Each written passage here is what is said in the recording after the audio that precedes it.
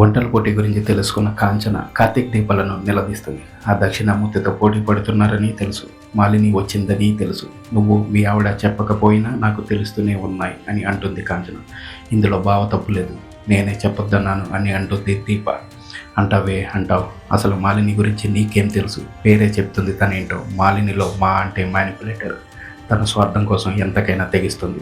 అలాంటి నీడ కూడా మన ఇంటిపై పడకూడదు అని అంటుంది కాంచన. తాత చెప్పిన దాని ప్రకారం చూస్తే తన వల్ల ఎవరికి ఏ నష్టం కలగలేదు కదా, ఆమె వల్ల నష్టపోయిన వాళ్ళు ఎవరైనా ఉన్నారా అని అడుగుతాడు కార్తీక్. మనుషులే చెడ్డవాళ్ళైనప్పుడు వాళ్ళ చేతలు సక్రమంగా ఎలా ఉంటాయి? వాళ్ళు ఎంతకైనా తెగిస్తారు. మాలిని ఎలాంటిదంటే మంచిగా నటిస్తూ చావకుండా బతకకుండా చేస్తుంది, కావాలని రెచ్చగొట్టి పోటీకి దింపుతుంది. ఇదంతా మాలిని ట్రాప్ అని అంటుంది కాంచన.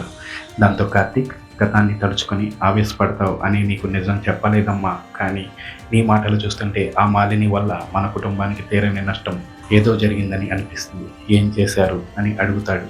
అవసరం లేదు, పులి బోనలో చేయి పెట్టొద్దు, అది ఆకలితో ఉన్న ఆడపులి, ఇప్పుడే వేటకు బయలుదేరింది, మీరు చాలా జాగ్రత్తగా ఉండండి అని హెచ్చరిస్తుంది కాంచన. దాంతో దీప, కార్తీకులు అమ్మ చాలా భయపడుతుంది. ఆ గతం ఏంటో తెలుసుకోవాలని అనుకుంటారు. మరి మాలిని వల్ల కాంచనకి జరిగిన నష్టం ఏంటో తర్వాత ఎపిసోడ్లో తెలుస్తుంది.